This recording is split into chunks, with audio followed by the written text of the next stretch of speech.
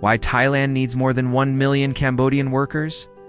A human and economic lifeline in bustling Bangkok construction zones, along the seafood processing lines of Samut Sakhon, and across vast plantations in Chanthaburi and Rayong, Cambodian workers form an invisible backbone of Thailand's economy. The answer is multi-layered, spanning demographic challenges, economic structures, labor market dynamics, and the shared destinies of two deeply intertwined nations. With more than 1 million Cambodians currently working in Thailand, this cross-border labor force is not just a numerical statistic, it is a vital human engine powering growth, resilience, and regional integration in Southeast Asia. But why exactly does Thailand need so many Cambodian workers? 1. Filling the labor gap. Thailand's demographic dilemma. By 2023, over 20% of Thais were aged 60 or older, figure projected to rise sharply over the next 2 decades. With fewer young Thais entering the labor force and more retiring, businesses face a growing shortage of low and semi-skilled workers, particularly in the 3D jobs: dirty, dangerous, and difficult. Aging population, shrinking workforce. Thailand has rapidly transitioned from a youthful society into an aging one. In provinces like Sakon and tract close to the Cambodian border, Cambodian migrants make up the majority of the agricultural workforce. Cambodian workers, typically younger and willing to take jobs Thais increasingly avoid, have become irreplaceable across several labor-intensive sectors. 2. Economic sectors that rely on Cambodian labor, agriculture, and fisheries. Thousands are employed in garment manufacturing, electronics assembly, waste collection, and even childcare. From harvesting sugarcane and cassava to cleaning fish in seafood export zones, Cambodian workers are everywhere. Without them, crops would rot, unharvested, and seafood would miss export deadlines.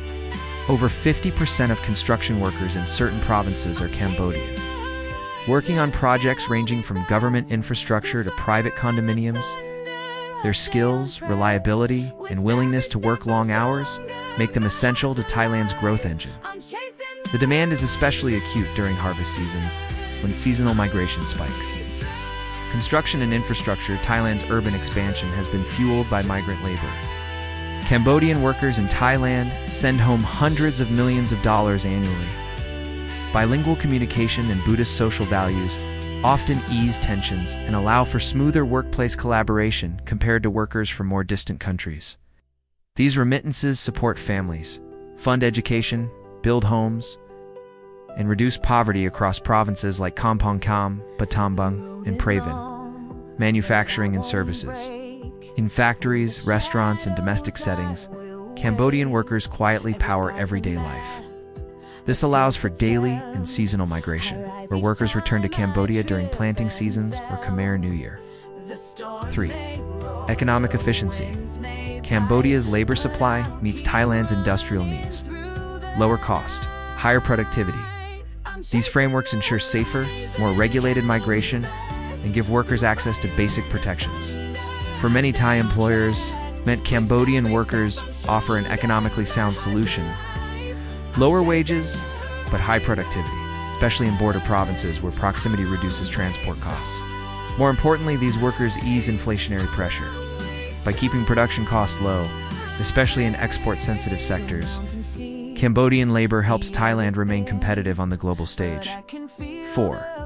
A cycle of mutual dependence. Economic and human impacts. An estimated 30% still work without full legal documentation, exposing them to abuse. Remittances. A lifeline for Cambodia, the flow of Cambodian labor abroad is more than a migration story yet. A story of economic survival and opportunity. This underscores the need for balanced bilateral policies that promote development on both sides of the border. Community ties and cultural familiarity, shared history, religion, and cultural proximity make Cambodian workers well integrated within many Thai communities. 5.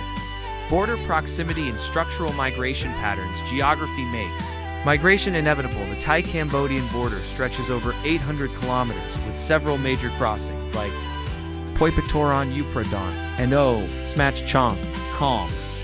With informal networks already in place, Cambodia remains a consistent and predictable labor reservoir for Thai employers.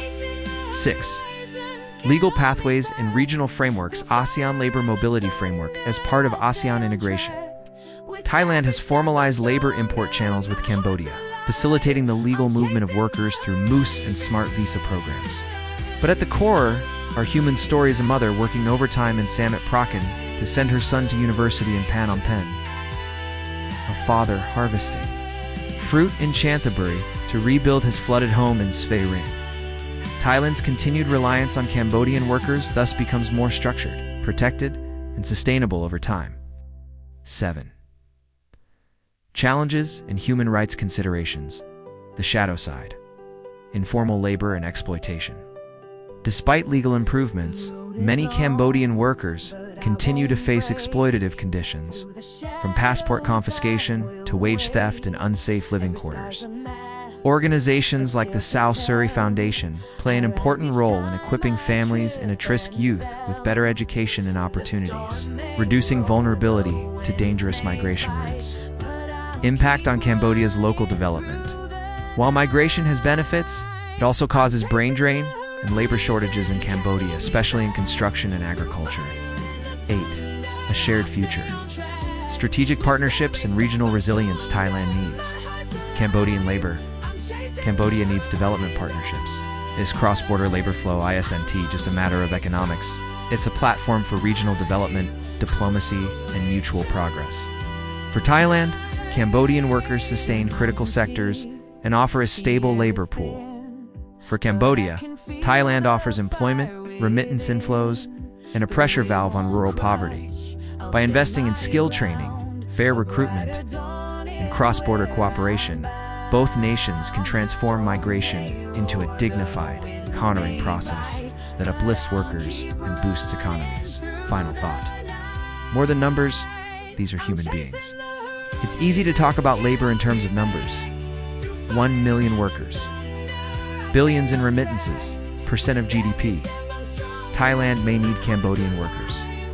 But what truly matters is this: valuing them not just as laborers, but as neighbors, partners, and contributors to a shared regional destiny.